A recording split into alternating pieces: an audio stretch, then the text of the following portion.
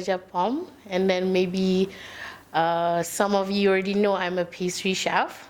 So basically, I started my baking journey actually on 2009 when I was a student, final year student. So my passion tu actually, not to say macam daripada kecil ke apa, but maybe somehow dah ada. It's just that I found my passion in baking ni later in life. When I'm done with my degree, I went to this French school, Cordon Bleu, to actually pursue my baking professionally. Actually before that pun, I just start on my own. It's like basically I self-taught. I pergi kelas-kelas biasa je lah before I pursue this professionally. And then the passion tu memang, it hits me macam, you know, like I couldn't stop tau. So I start baking non-stop, and then basically I dapat, of course, support from my family and friends, and then the orders came in, you know. So from there, I slowly start this business in baking. Okay, bila I bake, you know, like it gives me something tau, which I don't know how to describe. Maybe bakers out there faham. It shows your creativity, things like that. Macam you are able to play around with things. Ikut macam you macam mana, macam there's no, of course you kena ikut recipe, tapi in terms of decorations and all, it's really up to you. And then macam, of course it's challenging at the same time. Baking is fun, but it's really challenging at the same time. And then of course I also, apart from baking, I also teach. Okay, I ada baking class, you know, like personal class or with group. Sometimes I was invited to teach at some other places.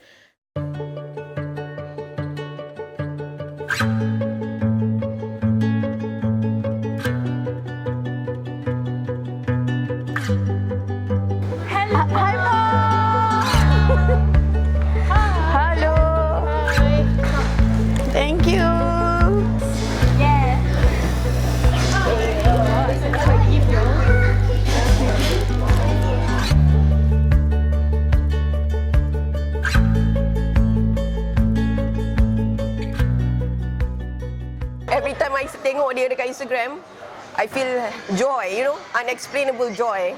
It's like she's a beacon of light. Well, semua orang tahu about the fashion style. If people ada macam apa Kardashians lah apa semua, I got Pom. So I can refer her fashion basically sebab dia very brave, berani pakai whatever colours. So semalam, for the first time, I had my buka puasa with my followers. Okay, diorang join my contest on Instagram, so I picked 5 of them. So yesterday finally we met in person. Selama ni kan like we interact with dalam through Instagram je. So we really had fun sebab, you know, like I could talk to them and then talk about each other's lives. So it was really interesting. And then so in the future, I really hope that I could expand this fan base thing. And like everybody said, kalau tengok Pom punya Instagram, semua akan happy. Satu, dia cheerful. 2, dia sangat colourful. 3, she always make me laugh. Kadang-kadang kalau saya nak keluar, saya selalu stalk dia punya Insta dulu sebab saya nak dapat idea nak pakai apa, sebab I like the way she wear. Every time, Pom on the phone, like, oh so cute, like, oh okay. Every time I have a bad day, I will look at Pom and I'll be happy. Oh my God. So I could share like more tips with them. Dari segi fashion, and then dari segi macam how to build your self-confidence, especially for plus size people. Kali I suka tak nasa gebu-gebas. Tak nasa memang marvelous. Macam dia, colourful like her. Mula-mula minat kat Pom sebab tengok dia punya pavlova. I memang suka pavlova. Dan dia punya pavlova nampak sangat sedap. Dia pandai baking, so saya suka tengok dia buat kek semualah. And most of all, Pom punya confidence is very, betul-betul buat I rasa macam, oh, everyone should have this. In a way, like I learned so much from them juga, and then I'm very happy that I'm able to inspire them in a way, you know. So this is why I decided to do all this thing. I would love to inspire others out there so that you know, they know that a lot of things can be done if you really believe in yourself.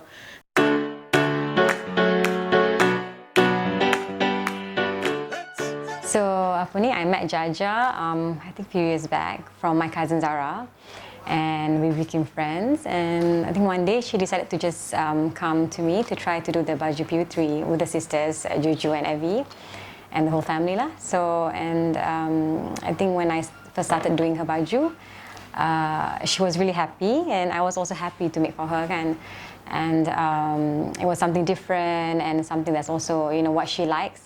So normally what I do is that we kind of incorporate design apa yang Jaja suka, and with my ideas and the whole P3 punya identity. So from then she keeps on making for me, and she's been so supportive. I'm so happy. Jaja is a very easy person. She's she always macam leave it to me, and at the same time senang lah kan, because at the end of the day, because you need to be comfortable, and alhamdulillah she's comfortable with me, I'm also comfortable with her, and from then on it's she's been amazing lah. It's fine, but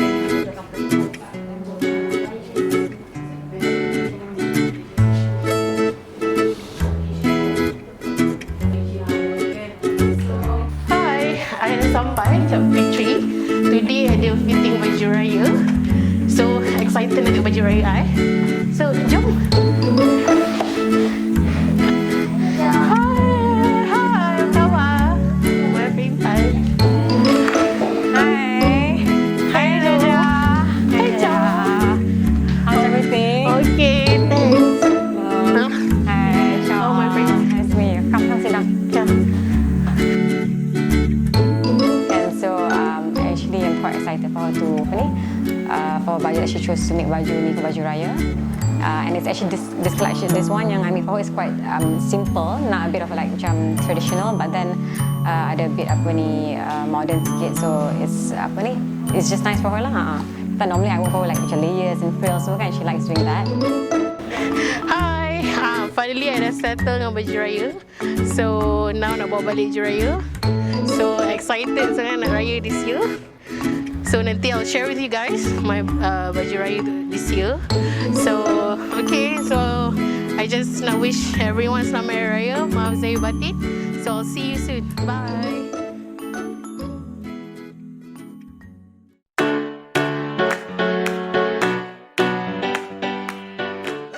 Okay, other than baking, my another passion, I think I share this with almost everyone, is of course traveling.